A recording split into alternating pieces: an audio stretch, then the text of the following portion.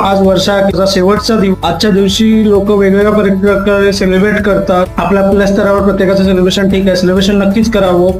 Celebration कसलं करावं तर हे वर्ष मी पूर्णपणे माझे प्रयत्न केले, त्यातून जे मला मिळायचं ते मिळालं. सेल्फ इव्हॅल्युएशन सुद्धा केलं पाहिजे की मागील वर्षांसाठी काही योजना आखलेल्या त्या कम्प्लीट झाल्या का, कोणतं काम कम्प्लीट झाले, कोणते कितपत कम्प्लीट झाले, काय पेंडिंग राहिलंय ते मला पुढच्या वर्षात यापेक्षा जास्त स्पीडने ती कामं कम्प्लीट करायची आहे. नवीन वर्ष आलं की सगळे संकल्प घेणाऱ्या लोकांची रांग लागते, पण ते संकल्प फक्त पहिले 4-5 दिवसापुरते मर्यादित न राहता ते संकल्प कंटिन्यू राहायला पाहिजे. तर त्यासाठी तुम्ही संकल्प आणि त्याची दिशा, त्याचं प्लॅनिंग, प्रॉपर प्लॅनिंग हे केलं पाहिजे. काय गोष्ट नवीन करायची आहे ती गोष्ट करण्यासाठी तुम्ही काय कराल, तुम्ही तुमचं कंट्रीब्युशन काय द्याल, त्यामध्ये तुमचे पॉझिटिव्ह पॉईंट कोणते, तुमचे निगेटिव्ह पॉईंट कोणते हे बघायचे आहे. आणि त्यानुसार तुम्ही काम करायला लागायचं. त्या वर्षाला गोष्टी त्या वर्षात आपल्याला मिळाल्या त्याबद्दल धन्यवाद बोलायचे. वर्षाच्या खूप खूप हार्दिक शुभेच्छा. वर्ष तुम्हाला समृद्धीचं, भरभराटीचं आणि आनंददायी जाऊ.